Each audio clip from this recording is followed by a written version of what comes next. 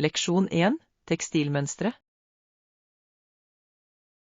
Jeg kom nylig over et stoff som inneholder striper i forskjellige farger og bredder, som krysser hverandre for å produsere et unikt mønster. Det høres vakkert ut. Slike mønstre kan virkelig gi karakter til klær og hjemmeinnredning.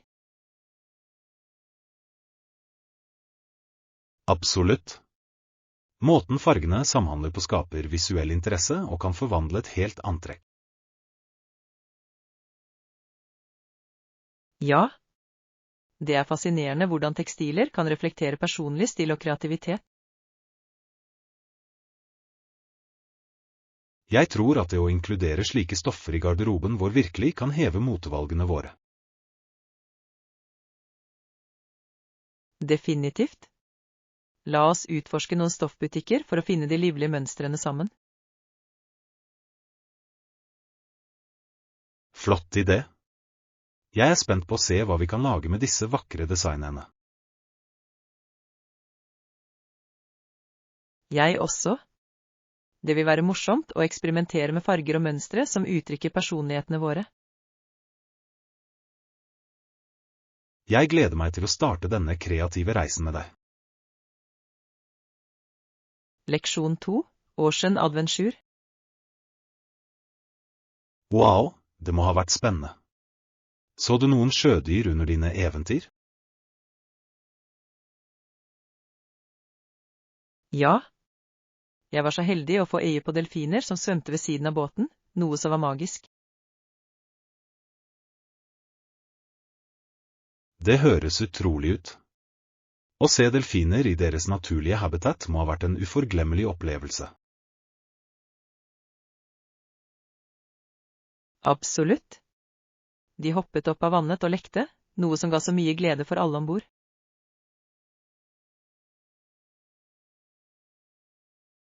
Jeg kan bare forestille meg spenningen ved å se dem på nært hold. Har du tatt noen bilder? Ja, jeg tok mange bilder. Jeg gleder meg til å dele dem med deg. Jeg vil gjerne se dem. Det høres ut som et eventyr for livet. Det var det virkelig. Å være omgitt av naturen og dens underverk er alltid en ydmykende opplevelse. La oss planlegge en lignende tur sammen. Jeg vil også oppleve den spenningen. Leksjon 3. Transformativ reise. Jeg kunne ikke vært mer enig. Å utforske nye steder er en så transformativ opplevelse. Absolutt. Hver reise lærer oss noe nytt om verden og oss selv. Ja. Å reise utsetter oss for forskjellige kulturer, og hjelper oss å vokse som individer. Nøyaktig. Det utvider våre perspektiver og utdyper vår forståelse av mangfold. Jeg tror det er avgjørende å omfavne disse mulighetene for å lære å vokse.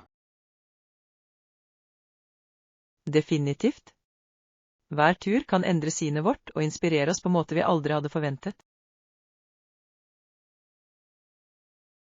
La oss lage en liste over destinasjoner vi ønsker å utforske sammen. Flott idé. Jeg er spent på å se hvor eventyrene våre vil ta oss videre. Jeg også. Å reise sammen vil skape uforglemmelige minner som vi kan verne om for alltid.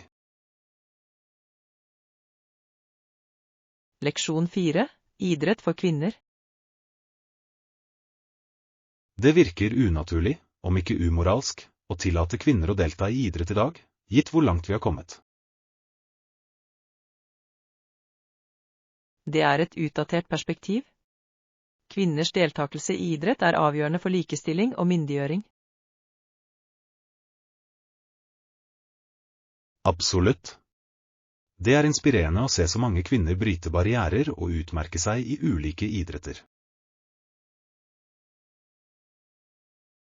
Ja. Deres prestasjoner setter et sterkt eksempel for fremtidige generasjoner. Jeg tror det er avgjørende å støtte og feire kvinneidrett, akkurat som menn. Definitivt. Like muligheter i friidrett fremmer selvtillit og lederegenskaper. La oss gå inn for mer synlighet og støtte for kvinner i idrett. Flott idé. Hver innsats teller for å fremme et mer inkluderende atletisk miljø. Jeg er spent på å se hvordan disse endringene vil fortsette å utfolde seg i sportsverden. Leksjon 5. Stressmestring. Det kan være stressende, men ikke noe problem. Vi gjør det enklere for deg. Takk. Jeg setter pris på din støtte. Det hjelper virkelig å vite at jeg ikke er alene om dette. Absolutt. Vi er i dette sammen, og teamarbeid kan gjøre enhver utfordring håndterbar. Du er en livredder. Jeg kunne ikke gjort det uten din oppmuntring og hjelp. Jeg hjelper gjerne. Noen ganger gjør bare det å ha noen å dele på lasten en verden av forskjell. Ja. La oss brainstorme noen strategier for å takle stresset og prioritere oppgaver effektivt. Flott idé. En klar plan kan hjelpe oss å holde fokus og redusere overveldelse. Jeg føler meg allerede mer optimistisk, ved vitende om at jeg har en plan på plass. Jeg også. Sammen kan vi navigere gjennom alle utfordringer som kommer vår vei. Leksjon 6. Teknologiens fremgang. Det er utrolig hvordan datamaskiner på så kort tid raskt har blitt en veldig nyttig del av hverdagen vår. Absolutt. De har forandret måten vi kommuniserer, jobber og til og med lærer på. Ja. Bekvemmeligheten og effektiviteten de tilbyr er uovertruffen. Jeg er enig. Det er fascinerende å se hvordan teknologien har utviklet seg og integrert i våre rutiner. Jeg tror det er viktig å omfavne disse fremskrittene samtidig som man er oppmerksom på virkningen deres. Definitivt. Å balansere teknologibruk med personlig interaksjon er nøkkelen til å opprettholde sunne relasjoner. La oss diskutere hvordan vi kan bruke teknologi effektivt uten å miste kontakten med det menneskelige elementet. Flott idé. Å finne den balansen vil forbedre produktiviteten og trivselen vår. Jeg ser frem til å utforske måter å utnytte teknologi positivt i livene våre. Leksjon 7. Utforsk byen. Det høres spennende ut. Har du ledig tid til å utforske byen denne helgen? Det gjør jeg. Jeg har hatt lyst til å sjekke ut noen lokale attraksjoner og skjulte perler. Perfekt. Å utforske nye steder kan være en så forfriskende opplevelse. Absolutt. Det er så mye å oppdage, fra unike butikker til vakre parker. Jeg synes det ville vært morsomt å lage en liten reiserute for å få mest mulig ut av tiden vår. Flott idé. Vi kan prioritere stedene vi begge er interessert i å besøke. La oss også sette av litt tid til spontane eventyr underveis. Ja. Det er det som gjør det så gøy å utforske. Du vet aldri hva du kan finne. Jeg ser frem til eventyret vårt og alle minnene vi vil skape. Leksjon 8. Planlegging fremover. Jeg sender melding til henne om det senere. Det er viktig å holde alle informert. Kjempebra. Jeg gleder meg til å høre hennes tanker om planen. Ja. Tydelig kommunikasjon vil hjelpe oss alle å holde oss på samme side. Absolutt.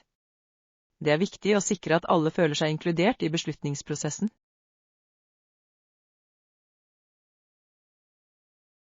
Jeg er spent på å se hvordan ideene våre vil komme sammen for å skape noe flott.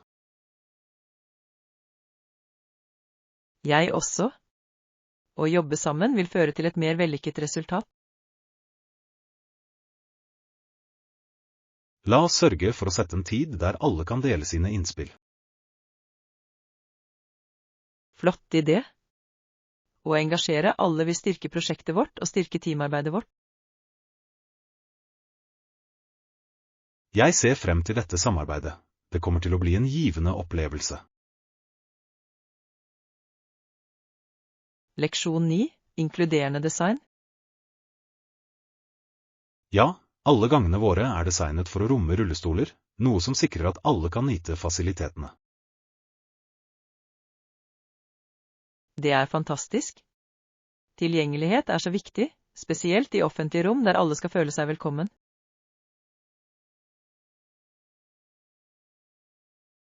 Absolutt. Det er flott å se at det tas hensyn til inkludering i samfunnet vårt. Jeg er helt enig.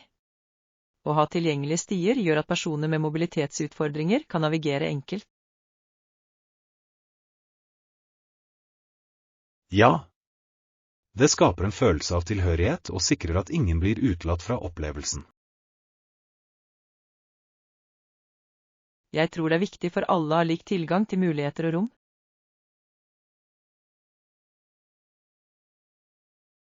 Definitivt. La oss sørge for å fremheve denne funksjonen når vi diskuterer samfunnsinitiativene våre. Flott idé. Å fremme tilgjengelighet kan inspirere andre til å følge etter i designene deres. Jeg er spent på å se hvordan disse endringene vil påvirke samfunnet vårt positivt. Leksjon 10. Historisk innsikt.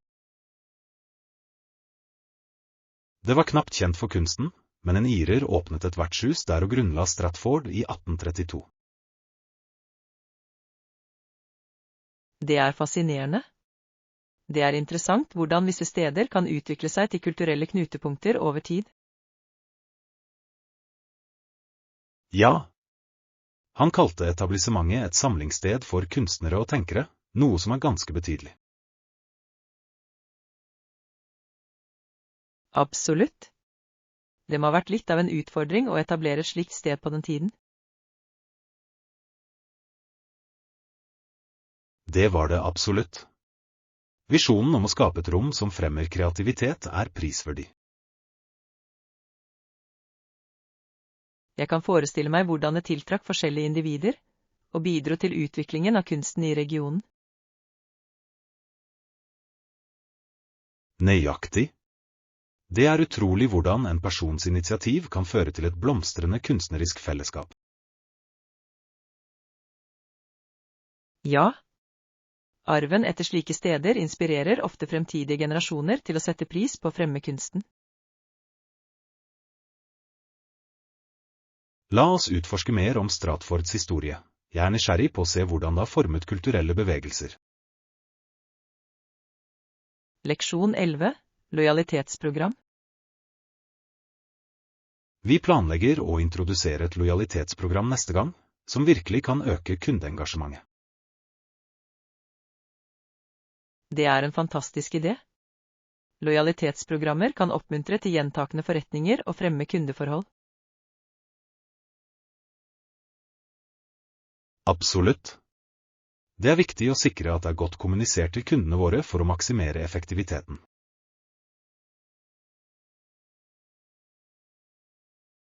Definitivt. Tydelig kommunikasjon vil hjelpe dem å forstå fordelene og hvordan de kan delta.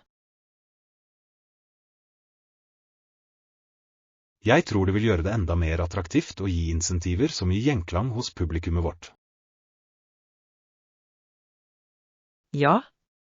Å skreddersy belønningene for å matche kundenes preferanser kan øke deltakelsesraten betydelig. Jeg er spent på å brainstorme noen kreative ideer til programmet som virkelig vil glede kundene våre. Jeg også. Å engasjere seg med dem og få tilbakemelding på hva de verdsetter vil være avgjørende. La oss sørge for å skissere en omfattende plan for vellykket lansering av dette initiativet. Leksjon 12. Høye karakterer. Jeg har hørt at dette produktet har en høy vurdering. Folk ser ut til å elske det. Det er godt å høre.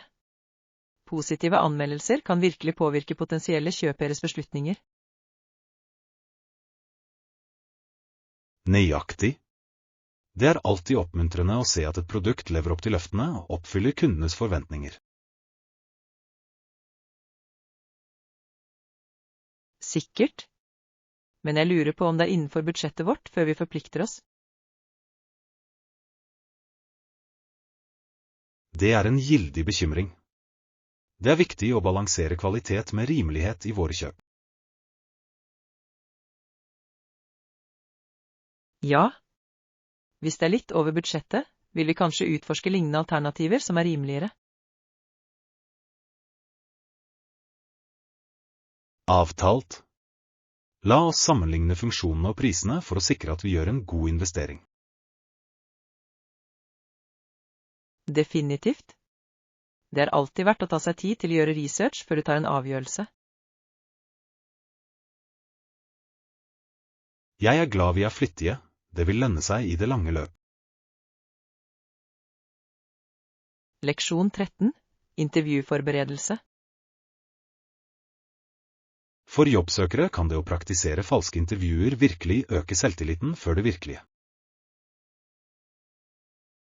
Det er så sant. Det er en verdifull måte å forberede og avgrense sine svar på vanlige spørsmål.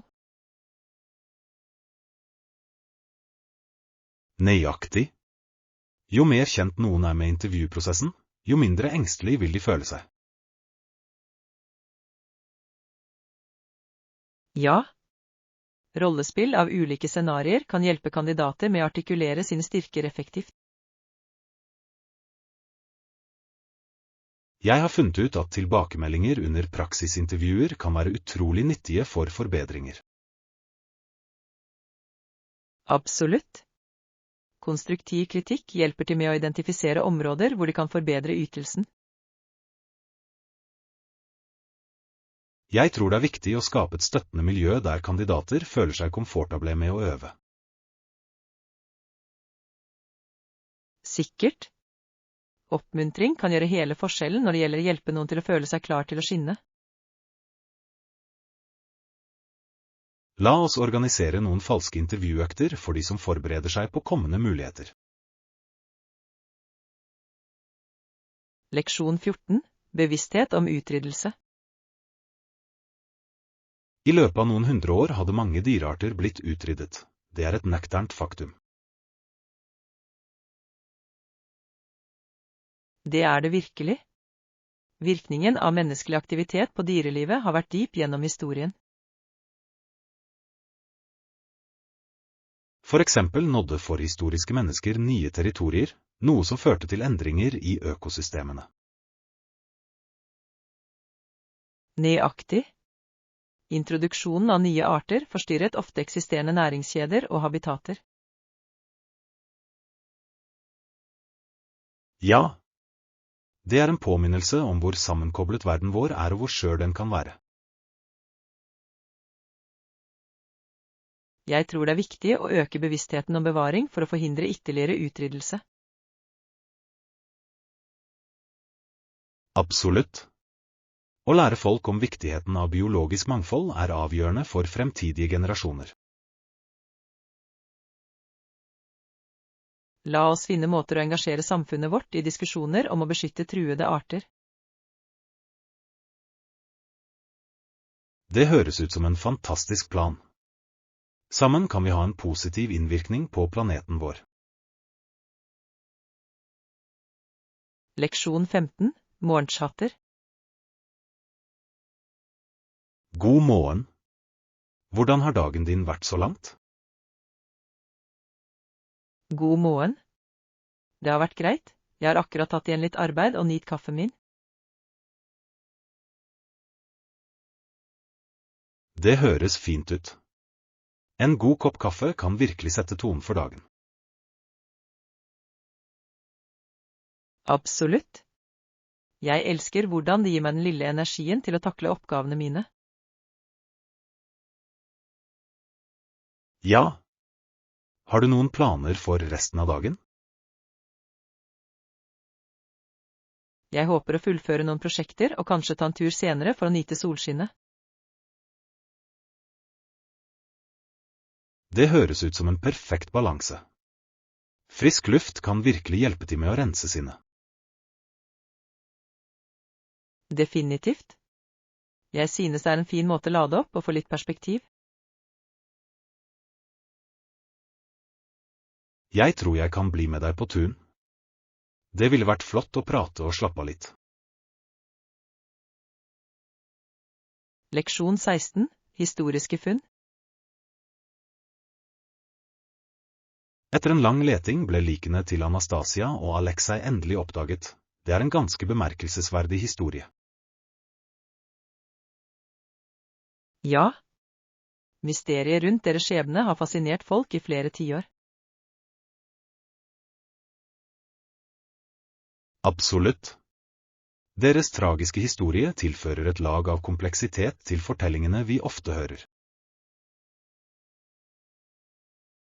Det gjør det virkelig. Å forstå konteksten til livene deres kan gi dypere innsikt i denne epoken. Nøyaktig. Letingen etter levningene deres handlet ikke bare om å finne lik, men også om å avdekke historie. Ja. Den kaster lys over den russiske revolusjonens innvirkning på kongefamilien. Jeg tror det er viktig å fortsette å utforske disse historiske mysteriene for å hedre arven deres. Definitivt. Historien er fylt med leksjoner som kan veilede oss i vår forståelse av nåtiden. La oss fortsette å diskutere hvordan vi kan lære mer om slike viktige historiske hendelser. Leksjon 17, bevisste valg. Folk blir mer bevisste på sine kjøpsbeslutninger i disse dager, noe som er oppmuntrende. Nøyaktig.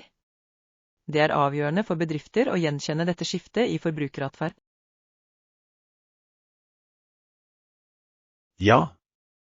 Bærekraftig praksis og etisk innkjøp blir stadig viktigere for kjøpere. Absolutt. Forbrukere ønsker å vite hvor produktene deres kommer fra, hvordan de er laget. Jeg tror åpenhet i forretningspraksis kan bygge tillit og lojalitet blant kundene. Definitivt. Når selskaper viser sin forpliktelse til etiske standarder, gir det gjenklang hos forbrukerne. Det er spennende å se hvordan denne bevisstheten kan føre til positive endringer i ulike bransjer. Ja. La oss fortsette å støtte merkevarer som prioriterer bærekraft og ansvarlig praksis. Avtalt. Ethvert bevisst valg vi tar kan bidra til en sunnere planet.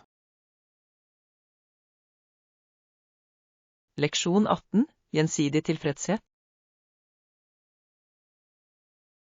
Selvfølgelig er det viktig å sikre at begge parter er fornøyd med avtalen vi diskuterer. Absolutt. Åpen kommunikasjon er nøkkelen til å sikre at alle føler seg hørt og verdsatt gjennom hele prosessen. Ja.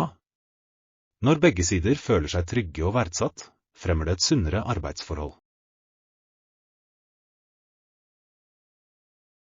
Det stemmer. Det er også viktig å skissere forventningene tidlig fra begynnelsen for å unngå misforståelser. Jeg er helt enig. Å være åpen om mål og bekymringer kan utgjøre en betydelig forskjell i samarbeidet vårt.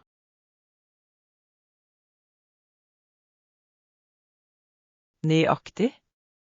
Det bygger tillit og oppmuntrer alle til å bidra positivt til partnerskapet. Så, tror du vi bør utarbeide en foreløpig avtale for å vurdere sammen? Jeg synes det er en god idé. Det vil hjelpe oss med å identifisere potensielle problemer tidlig. La oss sørge for å inkludere tilbakemeldingsmekanismer slik at vi kan justere ting etter behov underveis. Leksjon 19. Retningslinjer og strategier. Når du spør hva vår politikk er, sier jeg at det er å føre krig på land, sjø og strategi. Det er en ganske dristig uttalelse. Det gjenspeiler en sterk forpliktelse til motstandskraft og tilpasningsevne i vår tilnærming. Absolutt. Vi må være forberedt på hvert scenario og ha en solid plan på plass. Ja. Å forstå utfordringene vi står overfor vil hjelpe oss med å utvikle effektive strategier for å overvinne dem. Nøyaktig. Det handler om å være proaktiv i stedet for reaktiv i beslutningsprosessen. Jeg er enig. Å ha en klar policy kan lede vår innsats og holde alle på linje med vårt oppdrag. Så la oss skissere hovedmålene våre og bestemme den beste taktikken for å oppnå dem. Flott idé. En fokusert plan vil sikre at vi alle er på samme side fremover. Jeg ser frem til å samarbeide om dette og se strategiene våre komme til live. Leksjon 20. Leveringslogistikk. Hva med internasjonale forsendelser? Har du vurdert hvordan de passer inn i logistikkplanen vår? Ja. Vi må sikre at prosessen vår er effektiv og pålitelig for alle internasjonale leveranser. Absolutt. Det er avgjørende å ha en klar strategi på plass for å håndtere toll og regelverk. Definitivt.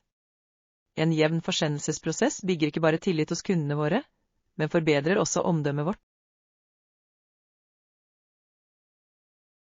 Jeg tror vi også bør utforske partnerskap med pålitelige rederier for bedre priser. Flott idé. Å ha sterke partnerskap kan forbedre leveringstidene våre betydelig og redusere kostnadene. La oss også vurdere innenlandsleveranser. De kan være like viktige for vår overordnede strategi. Ja. Å sikre rettidige innenlandske forsendelser vil holde kundene våre fornøyde og komme tilbake for mer. Jeg er spent på potensialet for vekst i logistikkvirksomheten vår. Leksjon 21. Sauebestanden. Faktisk har New Zealand nesten 70 millioner sauer, men bare 4 millioner mennesker. Det er litt av en kontrast. Det er utrolig. Forholdet mellom sau og menneske er forbløffende og taler til landets landbruksfokus. Absolutt. Sauehold er en betydelig del av New Zealands økonomi og kulturelle identitet. Ja. Det er fascinerende hvordan en så stor bestand av sau kan påvirke den lokale kulturen og tradisjonene. Jeg ser for meg at ullindustrien spiller en stor rolle i det, og gir arbeidsplasser og eksport. Definitivt. Det er interessant å se hvordan en enkelt industri kan forme en hel nasjon. La oss diskutere hvordan denne landbrukets tilstedeværelse påvirker andre sektorer, som turisme. Flott idé. Å forstå disse sammenhengene kan gi oss en dypere forståelse for New Zealands økonomi. Jeg ser frem til å utforske mer om dette unike landet og dets landbruksarv.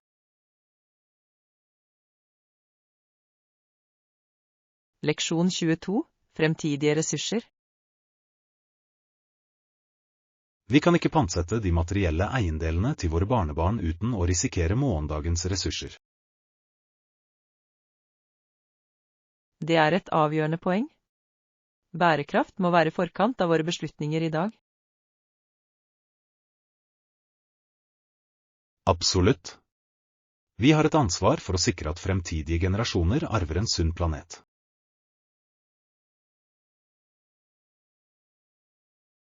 Ja, det er viktig å balansere våre behov med miljøpåvirkningene av handlingene våre. Jeg tror å investere i fornybare ressurser er nøkkelen til å oppnå den balansen. Definitivt. Overgang til bærekraftige energikilder kan hjelpe oss å redusere karbonfotavtrykket vårt betydelig. La oss fortsette å diskutere hvordan vi kan gå inn for mer bærekraftig praksis i samfunnet vårt. Flott idé. Hver liten innsats bidrar til en større bevegelse mot en bærekraftig fremtid. Jeg er spent på å utforske måter vi kan ha en positiv innvirkning sammen.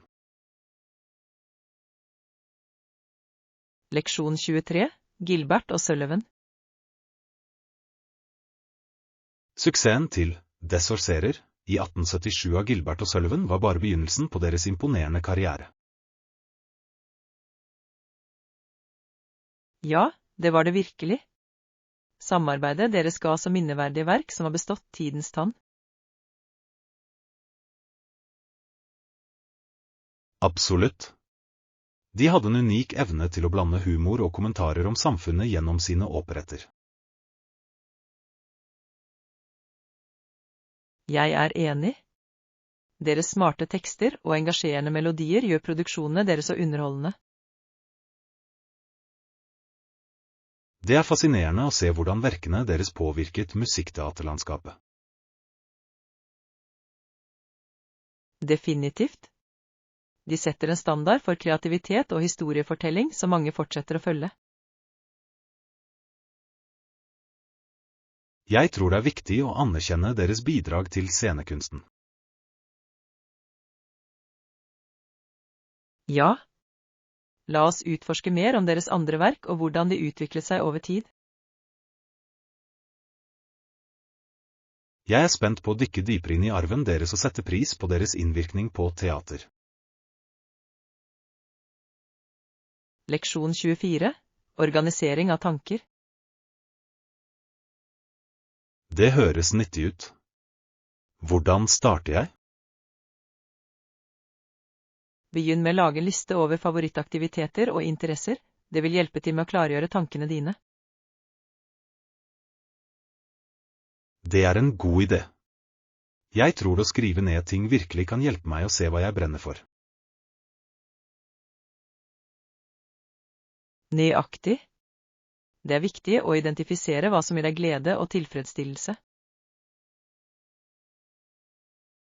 Jeg er enig. Når jeg har den listen, kan jeg prioritere og fokusere på det som virkelig betyr noe for meg. Ja.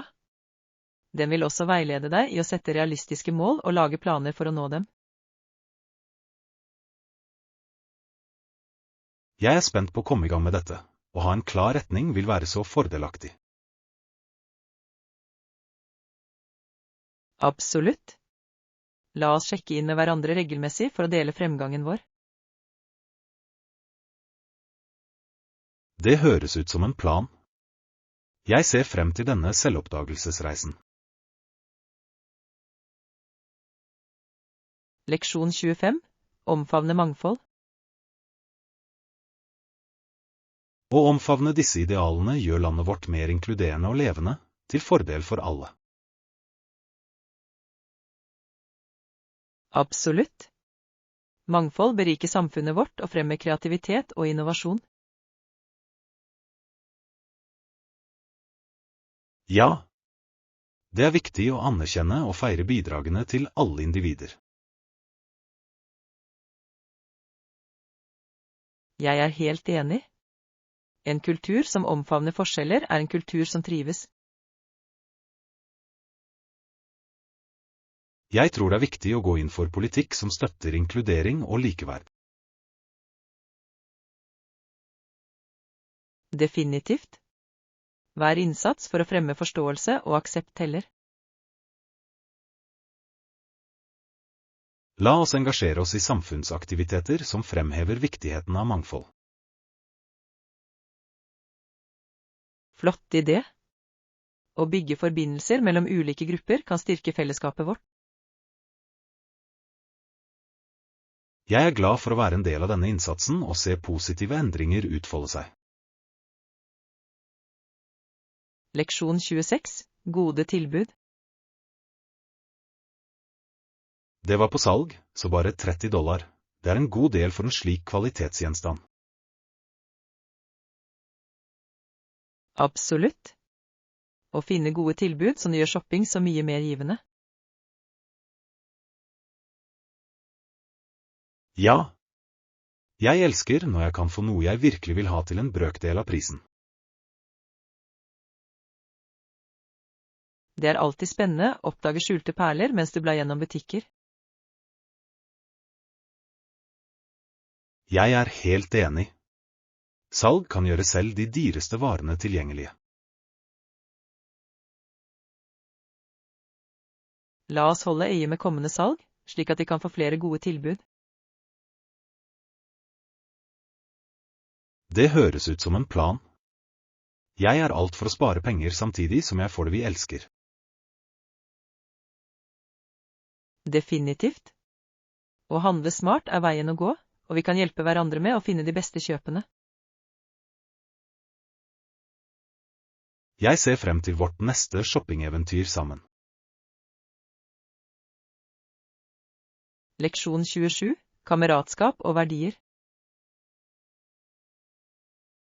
Egenskapene kameratskap, adel og ærlighet, viktigst av alt, var imidlertid overholdelse av kjerneverdier.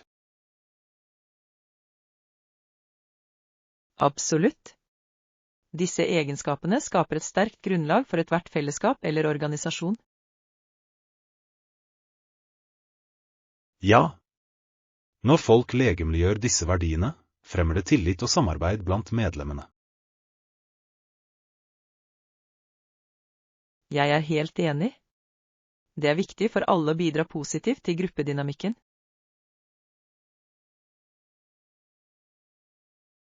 Jeg tror å fremme disse egenskapene kan føre til et mer støttende og sammenhengende miljø. Definitivt. Vi bør oppmuntre til diskusjoner rundt disse verdiene for å inspirere andre. La oss sette i gang aktiviteter som fremhever viktigheten av kameratskap og integritet. Flott idé.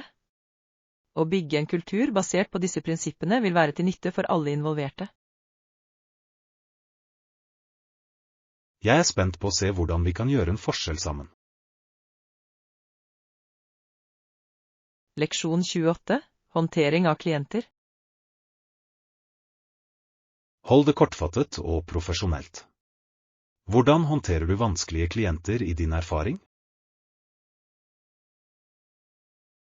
Jeg opplever at det å opprettholde en rolig oppførsel og aktivt lytte til deres bekymringer er avgjørende. Absolutt. Det viser at du verdsetter deres innspill og er villig til å ta opp problemene deres. Ja. Ved å holde meg rolig kan jeg bedre navigere situasjonen og finne en løsning.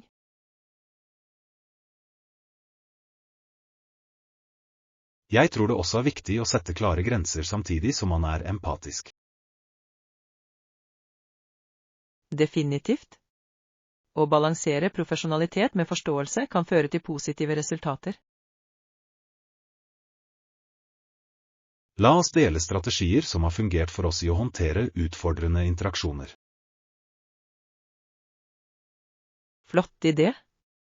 Å lære av hverandre kan styrke våre ferdigheter på dette området. Jeg ser frem til å forbedre tilnærmingene våre sammen. Leksjon 29. Ledelse og eventyr.